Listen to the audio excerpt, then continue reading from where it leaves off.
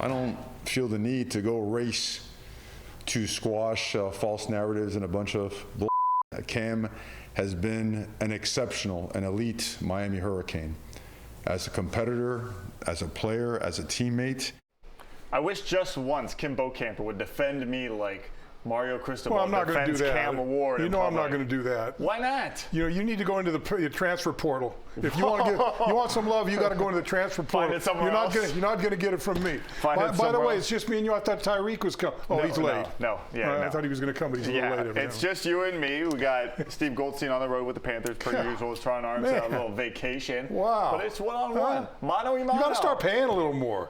Got to dish a little bit out there. It ain't me. Take it out of that multi-million-dollar payroll you ain't going to find it here. No, but we will start with the Miami Hurricanes, and as we just heard, that was Mario Cristobal talking about Cam Ward and chasing that narrative that he quit in the bowl game. We will get to that in a second, but I do want to start with a positive for the Miami Hurricanes.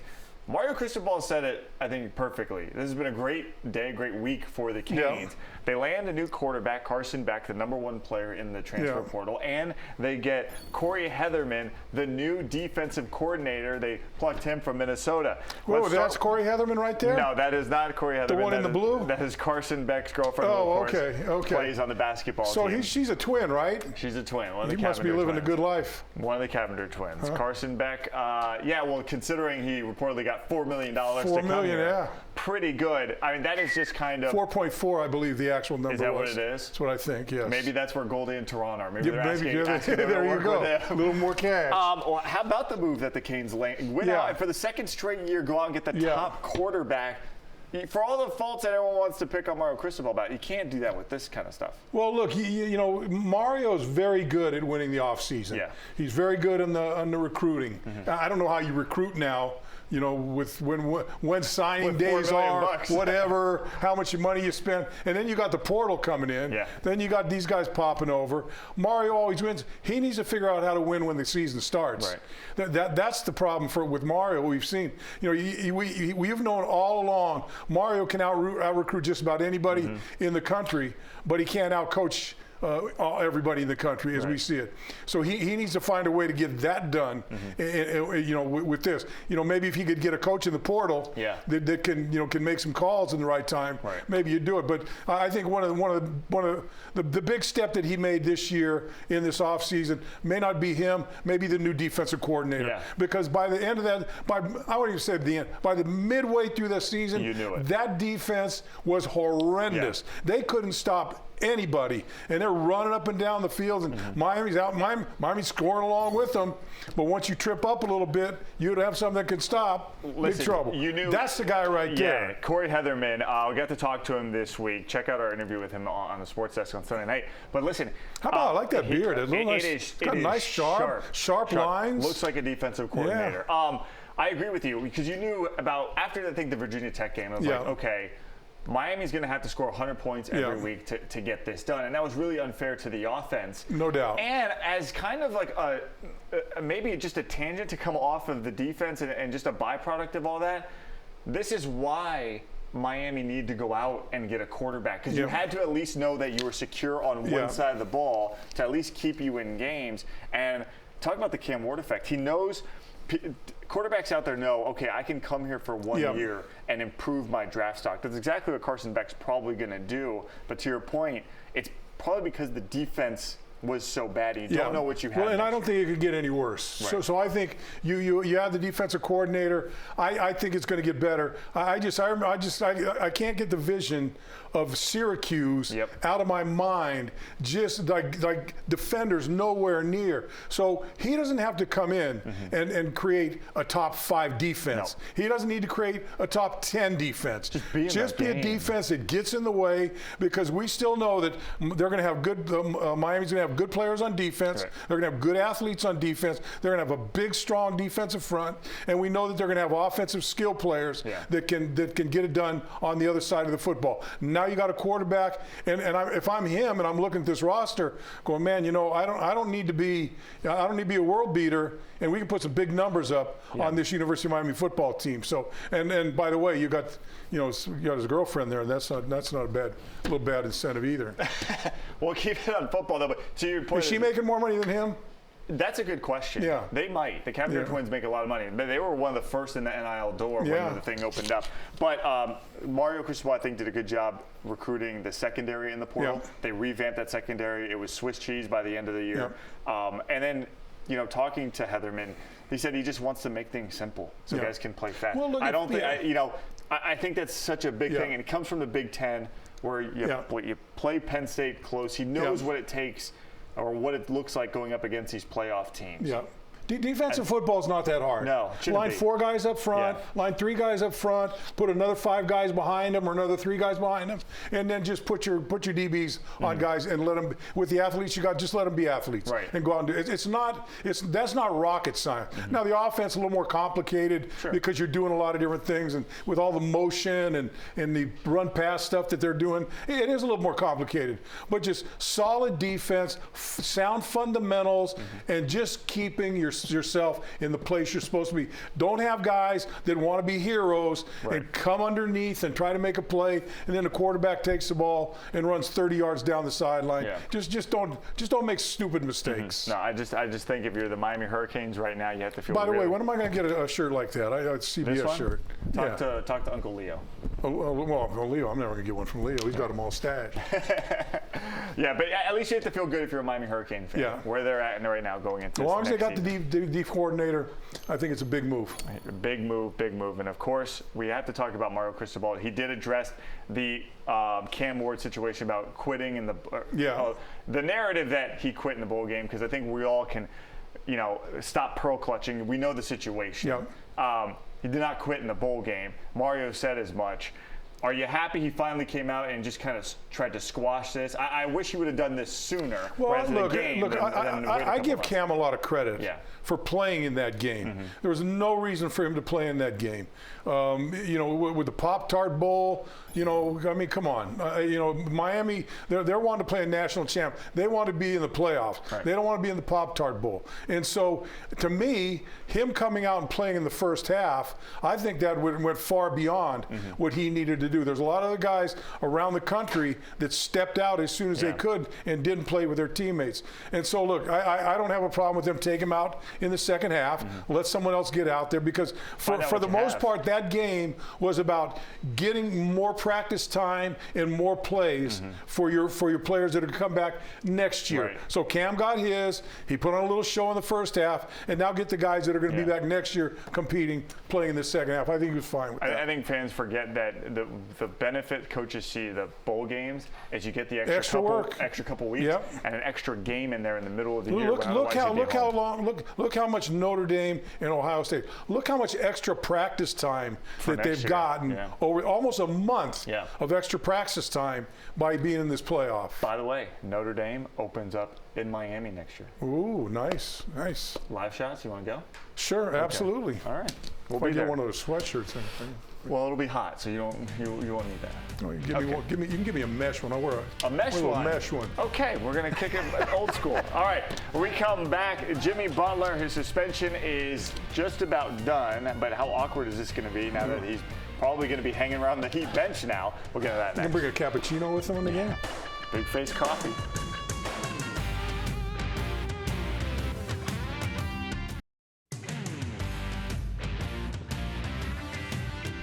Welcome back to Game Changers. Let's switch gears now to the Miami Heat. According to ESPN, Jimmy Butler and Pat Riley had another face-to-face meeting, and Butler, sticking to his guns, says, I still want to trade, want to be out of South Florida. The trade hasn't happened yet. His suspension wraps up against the Lakers, so he's going to be around the team now all of a sudden. Does he play again? How uncomfortable was that meeting, do you think? I don't think it was uncomfortable for Jimmy. Maybe a little uncomfortable for Pat. For Pat? But I think Jimmy's kind of playing, Jimmy's a wild card. He's just out there playing the game now. Well, I think Jimmy likes making people uncomfortable. Well, no doubt. No doubt. That was probably his wheelhouse. Yeah. But do you think he plays again for the Miami Heat once the suspension's over? And how awkward is this for that locker room? Yeah, just to have him around? I don't know. I don't put it Pat Riley to say, look, you're not going anywhere, and we're not even going to play you. Right. Sit down at the end of the bench and just watch the games. Don't talk to anybody. So don't talk to anybody. Have your cappuccino, ice latte, whatever you want during the course of the game. Right. But you're just there. you're just going to be there. You know, playoffs, you're going to be there. Right. You know, we're just going to put a bookmark on you, and you're done. Yeah. And so, you know, but it's, you know, it's really upsetting that it's got to this point. It's terrible. And it's upsetting where, you know, when, you know, as soon as last year you knew when they did the postseason interview, and he With said, Riley. hey, you need to play. Our players need to play, or if you're not going to play, you know, point to Jimmy. Yeah. And then you felt like Jimmy got the message. Yep.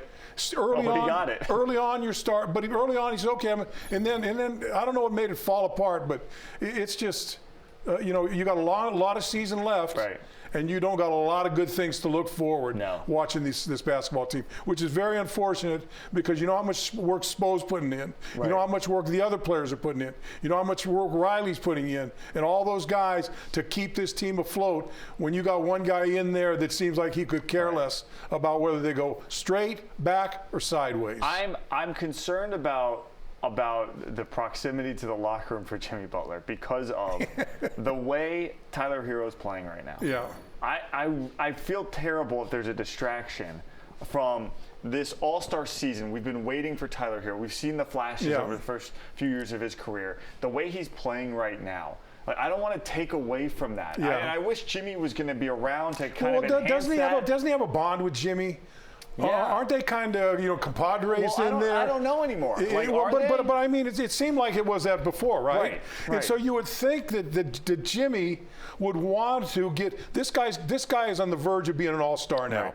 Tyler's on the verge of being an all-star. He could enhance it if he was on the court with him. Jimmy, if Jimmy was in there, he could help enhance him, Right. get him up to that status, and he plays well. They both get to go to the all-star game. They both get to hang out. I think it's very selfish of what Jimmy's doing for a lot of different reasons. Number one, the fans. Number two, Tyler. Number three, everybody in the Heat organization that rolled the dice on him. And here we are. This is fourth, or this would be as either fourth or fifth team.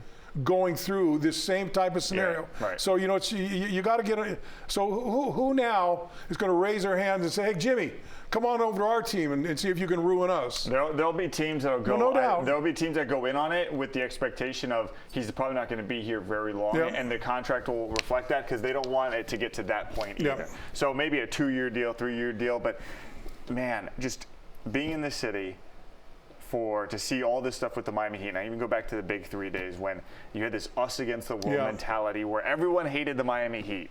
It was because great. of LeBron James. And no one had LeBron's back like the Miami Heat fans nationally did. No one had Jimmy Butler's back like the Heat fans did because everywhere he went, he burned the bridges. Hey, Shaq came in and they jumped all over Shaq too. And it's everybody. And I just hate it for the Heat fan base that this keeps happening. Wonder how those with coffee superstars. sales are going. Are they dipping? I think if your name's in the news, who's doing you're better? Jimmy's coffee shop or Tyreek's Soul Runner store? I'm gonna guess. Ooh, I don't know. Aventura Midtown. I mean, the leases on that place got to be through the roof. Oh, that's a good question. Why don't we go get some let's coffee? go take a look. All right. Still to come here on Game Changers. Some Where's news Goldie around at? I don't know. I never know. Yeah. Even when he's here, I don't know where he is. I had dinner with him. I had dinner with him last week. I didn't even know he was there. You had dinner with him? Where was my? We're going to talk about my invite on the other side of the break. You couldn't afford it.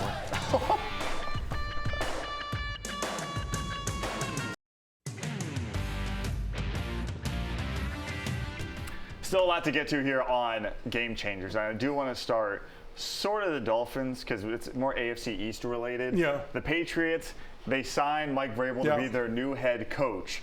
And immediately I'm concerned because that guy brings a level of toughness wherever he goes. Obviously, the Patriot way is just running through that guy's blood. Now he's got a very talented young quarterback in Drake May. And the full backing of the organization, which who knows? I'm not sure Gerard Mayo had. Yeah. But are you concerned now that the Patriots, who won 3 or 4 games this year, could close the gap significantly to the Miami Dolphins? I wouldn't going say next year with significantly. Vrabel? I think that Mike Vrabel's a tough football player. He's been a tough coach, and I think he's going to get that team into that kind of a frame of mind. Right. And I think he's another guy Not a pushover team. Not a push. So that's going to elevate him a little bit. And I also think he's going to be one of those guys. He's a detail guy. Small details go a long way in the National Football League. The teams are so close in talent that it's the small details that make the difference. They'll be better. I don't know how significantly better they'll be next year, but you give them a couple drafts. If the general manager figures out the right combination, the chemistry there, he'll be a very good head coach up there, because Robert Kraft is going to stand behind him every step of the way. Let me ask you this, though.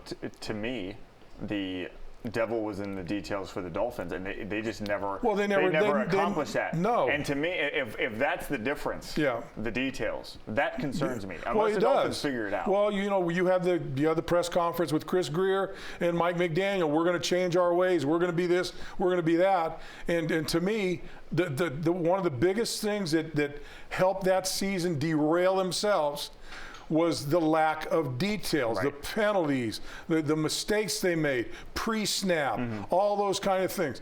You've got a special teams coordinator who has been horrible for 3 years. You go up to New England, you get a guy roll the ball back, you get a blocked punt, you get this or that, and he doesn't want to correct the players on the field, and you let him go. Those are egregious things. Yeah. Those aren't small details. Right. Those are massive details that they let go. So some way, somehow, in that brain trust up top, they've got to figure out how to turn this team into a team.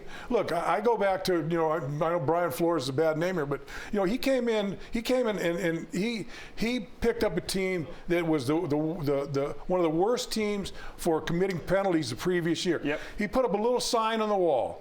TNT, takes no talent. Yeah. You jump off sides, you go run to the wall and back. They became one of the least penalized teams in the league. Made a massive difference. All it takes is little things like that, but you've got to commit to it, and you've got to stand by it throughout the course of the season. And you can't. Is Tyreek here yet? He's not coming yet. You can't let guys come late habitually for practice, because everyone else in that room is seeing it, and they're going, well, if he can do it, why can't I do it? Right. It starts with the top. And again, we've talked about this on a few different shows now. I don't think Tyreek Hill's going to have that C captain on his chest next year, even if he is a Miami Dolphin. I do want to move over to some NFL playoff stuff, and we will pick Super Bowl winners later in the show. But the NFL seeding, the playoff seeding to me is kind of messed up, because I hated to see the Vikings go on the road after winning 14 games. Should the NFL look into reseeding just by record? So you want to keep rewarding possible 7 or 8 win division. I want to reward the guy I want to reward the team that wins their division. That's number one in their division. Until they put him into two, until they put an NFL, NFC, AFC all in one division, you win your division, you go. It's always been like, and look, this is not a new argument. It comes up every other year when you got someone that's got 11 and 14 and 3, 14 and 3, and you got a team that's 9 and 8 or whatever it is, and they got a home field event. It happened. There was a year, I think it was Seattle or somebody. They had a losing record, and they were the division winner, and they went in. But that's just the way it is. That's a problem. It is. You shouldn't reward a bad division. You know what? So let me give you this. The Minnesota Vikings lost to the Detroit Lions. Played a tough game, lost to them, went on the road, and got beat by a team that should never have been on the field with them. That's on them. That's not on the league, and that's not on seeding. Okay. I'm just, because I just think that the Vikings home field probably has an effect. Minnesota is a very tough place to play. Yeah. You win 14 games. What do you mean tough to place? It's indoors. It's loud. You're in a carpet. It's loud. Oh, please. No? You want a part of this? No. You don't like the purple people? I like the big horn they got there. Okay. The big horn. Yeah. Okay. All right. We are going to pick a Super Bowl winner when we come back. I've got mine. I wanted to tease you. We're going to get the whiteboards out. I got my eyes on mine. It feels weird not having Goldie here for the whiteboards, but that's how it is. All right. Still to come on Game Changers. Super Bowl winners. That's coming up. By the way.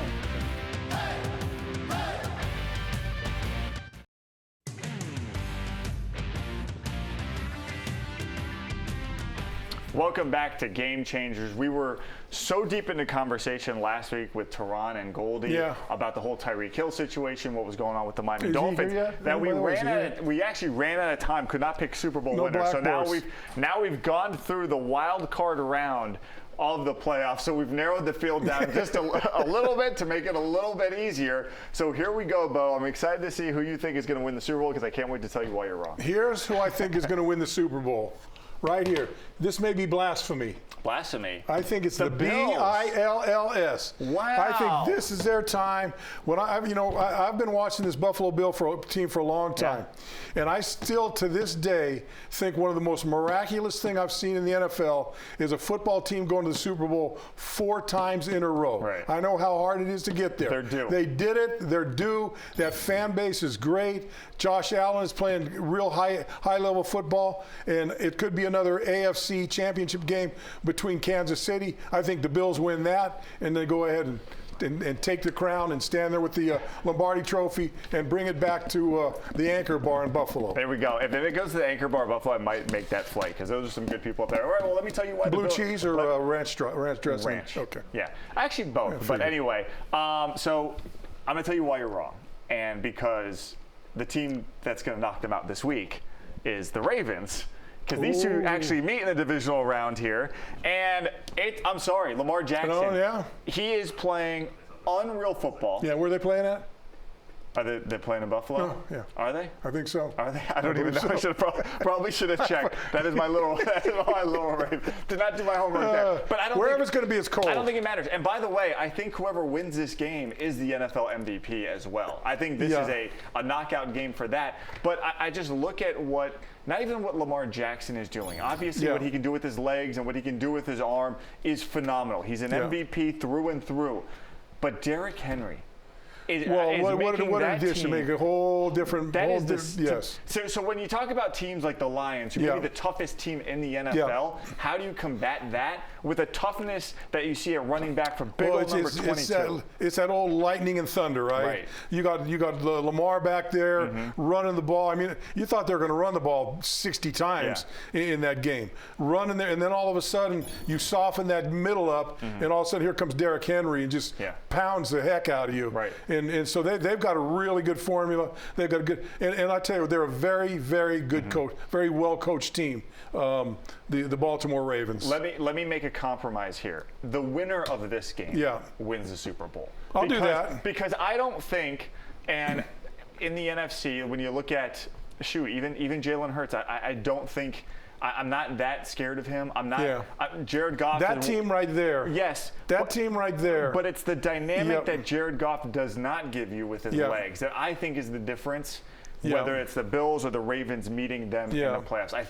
They're banged up like on defense their coach too. says, their team will chew your knees off to get the job done. We're biting kneecaps. Whatever they're doing. The Eagles might have the best offensive line in football. They have some great weapons. They're reading self-help books on the sideline. They really have. You know what the best thing they have? They let that eagle come out and fly around that stadium. Yeah. That's a pretty awesome thing. That is pretty cool. Yeah. It's about time Detroit let a lion just run around. But by the way, we haven't even mentioned Patrick Mahomes. So the no three-peat for no history. Well, I think it's going to be Bills in Kansas City in the AFC Championship game. Title game. I really do. Yeah. And then we'll see what happens. Right. See what happens on that one. I don't know the Bills. How many times they lost to them in the AFC Championship game? Every time. So they may win. They may lose 4 in a row. They may 4 in a row. 4 in a row. Oh. And they just beat like the divisional round, the AFC title game, and it never works out for the Bills. But I think the winner of this game gets it done. I'm leaning Ravens. I don't hate your Bills pick. I think the quarterbacks make a huge difference, but we compromise. All right, before we go, you're a big man. You're very tall. Shaq's very tall. We found someone who makes Shaq look small. I believe he plays for the Florida Gators. So we'll close out on that video of Shaq looking like a normal-sized human being. Thanks for watching us on Game Changers. There's Shaq. Uh-oh. Whoa. I'm going to tell you, Shaq is the biggest man I've ever stood by. Yeah, well, he might be number 2 now. Yeah, number 2 now. Yeah, but he's thick. That guy's a little thin there. Thanks for watching Game Changers. We'll see you next week.